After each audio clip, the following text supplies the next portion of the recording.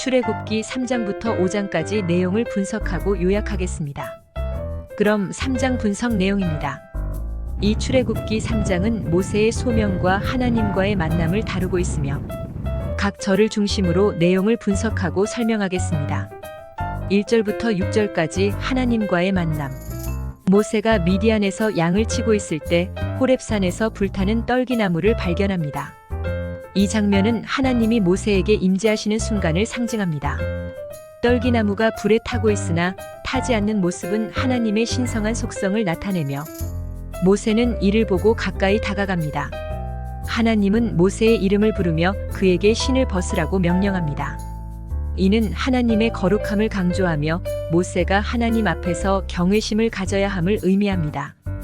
이 부분에서 하나님은 자신의 존재와 권위를 드러내십니다. 7절부터 10절 이스라엘의 고통과 소명. 하나님은 이스라엘 백성이 애굽에서 고통받고 있는 모습을 보시고 그들의 부르짖음을 듣습니다. 하나님은 모세에게 그들을 구원할 사명을 주며 애굽으로 가서 이스라엘을 인도하라고 명령합니다. 여기서 하나님은 자신의 계획을 밝히며 모세에게 이스라엘 민족을 구원하는 중요한 역할을 맡깁니다. 이는 하나님이 인간의 고통에 깊이 공감하고 있다는 메시지를 전달합니다. 11절부터 12절 모세의 반응. 모세는 하나님으로부터 사명을 받았지만 자신이 이스라엘 백성을 구원할 적합한 인물이 아니라고 대답합니다. 내가 누구이기에라는 질문은 모세의 두려움과 불안감을 드러내는 모습입니다. 하나님은 이러한 모세의 반응에 대해 내가 너와 함께 하리라 라는 말씀으로 응답하시며 모세가 두려움을 극복하고 사명을 수행할 수 있도록 격려합니다. 이 대화는 하나님이 인간의 약함을 이해하고 그들을 지지하신다는 중요한 메시지를 담고 있습니다. 13절부터 15절까지 하나님의 이름. 모세는 하나님께 내가 이스라엘 자손에게 가서 말하면 그들이 너를 보낸 자가 누구냐고 물으면 내가 무엇이라 대답할까요? 라고 질문합니다. 이에 하나님은 나는 스스로 있는 자라고 응답하시며 자신의 이름을 밝힙니다. 이 이름은 하나님이 변하지 않으며 항상 존재하는 분임을 나타냅니다. 하나님은 모세에게 이스라엘 백성에게 하나님이 그들을 구원할 것임을 전하라고 명령합니다. 이는 하나님의 권위와 신성을 더욱 강조하는 부분입니다. 16절부터 22절까지 이스라엘 백성의 구원. 하나님은 모세에게 이스라엘 백성이 애굽에서 나오게 될 것임을 알리며 그들이 약속의 땅으로 인도될 것이라고 말씀하십니다. 하나님은 모세에게 이스라엘 자손이 애굽에서 어떻게 나올 것인지 그리고 그 과정에서 그들이 어떻게 하나님을 경배할지를 설명합니다.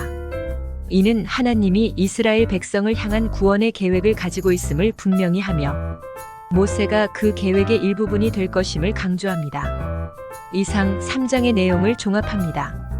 이 3장은 하나님과 모세의 만남, 이스라엘 백성을 향한 하나님의 구원 계획, 그리고 모세의 불안과 하나님으로부터의 확신을 중심으로 한 내용입니다. 모세는 자신의 부족함을 드러내지만 하나님은 그를 격려하고 힘을 주며 사명을 수행할 수 있도록 돕습니다. 이 장은 하나님의 신성과 인간의 반응, 그리고 구원의 메시지를 깊이 있게 탐구하는 중요한 부분입니다. 하나님은 인간의 고통에 귀 기울이시며 그들을 구원하기 위한 계획을 세우시는 분임을 보여줍니다.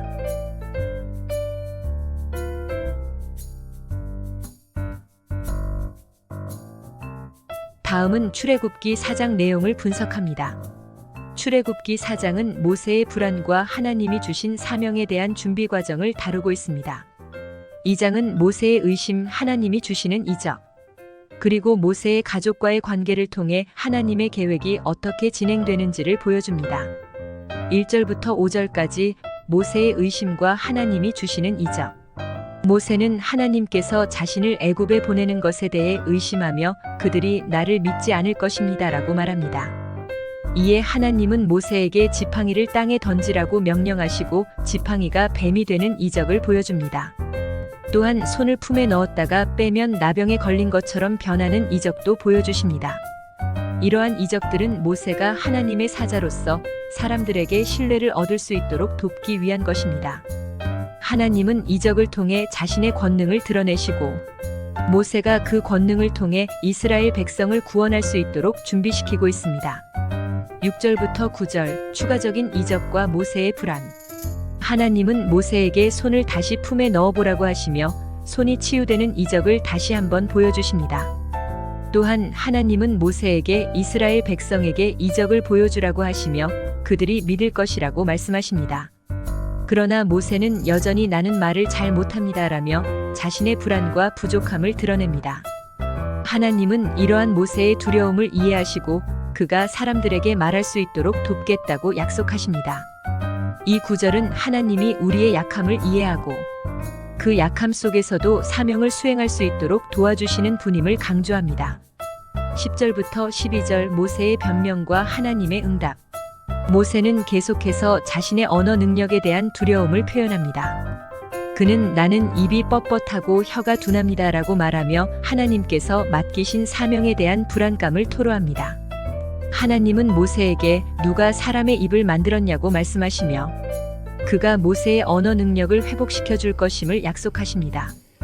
이 부분은 하나님이 인간의 능력을 초월하는 분임을 드러내며 인간의 약함을 극복할 수 있는 방법을 제공하시는 모습을 보여줍니다. 13절부터 17절 모세의 최후의 반대와 하나님의 명령. 모세는 결국 주님, 저를 보내지 마십시오라고 간청합니다. 하나님은 이 요청에 대해 강하게 반응하시며 모세의 형인 아론을 보내어 그의 말을 대신하게 하겠다고 말씀하십니다. 또한 하나님은 모세에게 지팡이를 주어 이적을 행하게 하십니다. 이 구절은 하나님이 인간의 불신에도 불구하고 그들의 사명을 이루어 가시는 방법을 보여줍니다. 하나님은 모세의 형 아론을 통해 도움을 주시고 모세가 이스라엘 백성을 인도하는 데 필요한 모든 것을 제공하십니다. 18절부터 23절 모세의 애굽행과 하나님의 계획. 모세는 하나님께서 주신 사명을 수행하기 위해 미디안에서 애굽으로 돌아갈 준비를 합니다. 그는 장인 이드로에게 작별 인사를 하고 아내와 아들을 데리고 떠납니다. 여호와께서 미디안에서 모세에게 이르시되 애굽으로 돌아가라. 내 생명을 찾던 자가 다 죽었다고 말씀하십니다. 그리고 또 애굽 왕에게 이스라엘 백성을 보내라고 요구할 것임을 말씀하십니다. 이 부분은 하나님이 이스라엘 백성을 구원하기 위한 계획을 세우고 있다는 것을 강조하며 모세의 순종이 이 계획의 중요한 부분임을 보여줍니다. 24절부터 26절 하나님과의 만남과 모세의 가족. 모세가 애굽으로 가는 길에 하나님은 그를 만나고 죽이려고 하십니다. 이때 모세의 아내가 아들의 포피를 베어 하나님께 제사함으로써 모세를 구원합니다. 이는 하나님이 언약의 징표인 할례를 중요시하신다는 것을 나타내며 모세의 가족이 그 언약을 지키지 않았을 때 하나님이 그를 심판하실 수 있음을 보여줍니다. 이 사건은 하나님의 언약을 지키는 것이 얼마나 중요한지를 강조합니다. 27절부터 31절 아론과의 만남과 이스라엘의 믿음. 하나님은 아론을 모세에게 보내십니다. 모세와 아론은 서로 만나 하나님의 사명을 공유합니다. 그들은 이스라엘 자손에게 하나님의 말씀과 그들의 구원 계획을 전합니다. 이스라엘 백성은 하나님이 그들의 고통을 기억하신 것을 듣고 믿게 됩니다. 이 마지막 부분은 모세와 아론의 연합이 하나님 사역의 중요한 요소임을 보여주며 하나님의 계획이 사람들을 통해 이루어짐을 강조합니다. 이상이며 다시 4장을 종합해서 얘기하겠습니다. 이 4장은 모세의 불안과 하나님이 그를 통해 이스라엘 백성을 구원할 사명을 주시는 과정을 상세히 보여줍니다.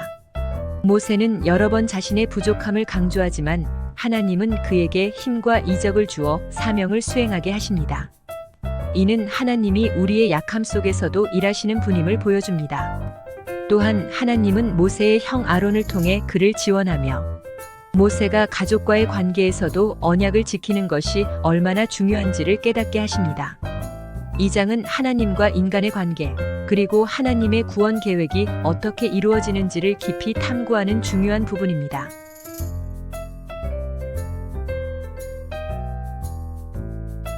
다음은 5장 내용입니다. 출애굽기 5장 내용을 분석하고 설명드리겠습니다. 출애굽기 5장은 모세와 아론이 애굽의 바로를 만나는 장면과 이로 인해 이스라엘 백성이 겪는 고난을 다루고 있습니다. 이 장은 하나님이 주신 사명의 시작과 그에 따른 반응, 그리고 이스라엘 백성의 현실적인 고통을 보여줍니다. 1절부터 2절까지 모세와 아론의 요청. 모세와 아론은 바로에게 가서 이스라엘의 하나님 여호와께서 우리를 만나 주셨으니 우리를 보내어 사흘 길을 광야로 가서 여호와께 제사를 드릴 수 있도록 허락해 달라고 요청합니다. 이는 하나님이 주신 명령을 전달하는 것입니다. 그러나 바로는 여호와가 누구인지 내가 알지 못하니 이스라엘을 보내지 않겠다라고 대답하며 하나님을 무시합니다. 이 장면은 바로의 교만과 하나님에 대한 무지, 그리고 이스라엘 백성의 고난을 예고하는 중요한 전환점을 나타냅니다. 3절로 5절 모세의 요청과 바로의 반응. 모세와 아론은 다시 요청하며 여호와께서 우리를 만나 주셨으니 희생을 드리게 하소서. 그렇지 않으면 재앙이 임할 것이라고 경고합니다. 그러나 바로는 그들의 말을 듣지 않고 이스라엘 백성에게 더욱 힘든 노동을 부과합니다. 그는 너희가 노역을 그치고 하나님께 제사할 생각을 하느냐? 라며 노동량을 줄이지 않겠다고 선언합니다. 이는 하나님을 믿고 따르려는 이스라엘 백성의 희망이 좌절되는 순간입니다. 6절로 9절 노동량 증가와 고통. 바로는 감독들에게 명령하여 이스라엘 백성을 더욱 힘들게 하고 벽돌을 만들기 위해 필요한 지푸라기를 제공하지 않도록 합니다. 이로 인해 이스라엘 백성은 더욱 고통받고 그들은 모세와 아론에게 원망을 하게 됩니다. 이 부분은 하나님의 사역이 진행될 때 종종 겪는 역경을 보여주며 믿음을 지켜나가는 것이 얼마나 어려운 일인지를 강조하는 내용입니다. 10절로 14절 감독들의 고난. 이스라엘의 감독들은 바로에게 가서 그들의 고난을 호소하지만 바로는 그들을 무시하며 더욱 가혹하게 대합니다. 감독들은 이스라엘 백성이 힘들어하는 모습을 보고 고통을 느끼지만 그들의 상황은 나아지지 않습니다. 이는 하나님의 계획이 진행되는 가운데 인간의 고난이 어떻게 더욱 심화되는지를 보여줍니다. 15절로 19절 감독들의 원망과 모세의 불안. 이스라엘 감독들은 모세와 아론에게 가서 그들의 요청이 오히려 상황을 악화시켰다고 불평합니다. 그들은 여호와께서 너희를 보낸 것 때문에 우리가 죽게 되었다고 말하며 모세와 아론의 사명에 대한 불신을 드러냅니다. 이러한 상황 속에서 모세는 하나님께 불평하며 왜 나를 보내셨습니까? 라고 질문합니다. 이는 모세의 불안과 고난 속에서도 하나님의 뜻을 이해하지 못하는 인간의 모습을 보여줍니다. 20절로 23절 모세의 기도와 하나님의 약속.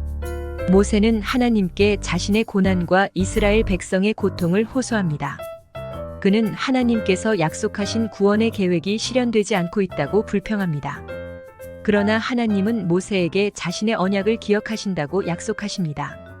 이 부분은 고난 가운데서도 하나님이 함께 하신다는 믿음을 강조하며 모세가 하나님을 더욱 의지하게 만드는 계기가 됩니다. 이상입니다. 그리고 5장 분석을 종합하여 요약하겠습니다.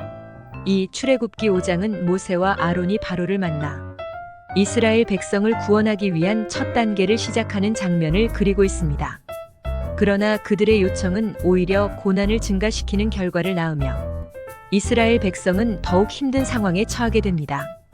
이러한 고난은 하나님의 사역이 진행되는 과정에서 흔히 나타나는 반응이며 하나님은 그 가운데서도 자신의 언약을 기억하고 이루어 가신다는 메시지를 전합니다. 모세의 불안과 감독들의 원망은 인간의 약함을 드러내지만 하나님은 그들을 통해 자신의 계획을 이루어 가시며 결국에는 이스라엘을 구원하실 것임을 암시합니다. 이 장은 믿음과 고난 그리고 하나님의 약속이 어떻게 연결되는지를 깊이 탐구하게 만드는 중요한 부분입니다.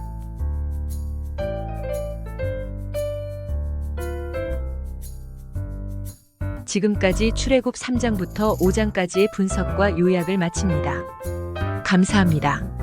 구독과 좋아요 부탁합니다. 오늘도 믿음 안에서 좋은 하루 되세요.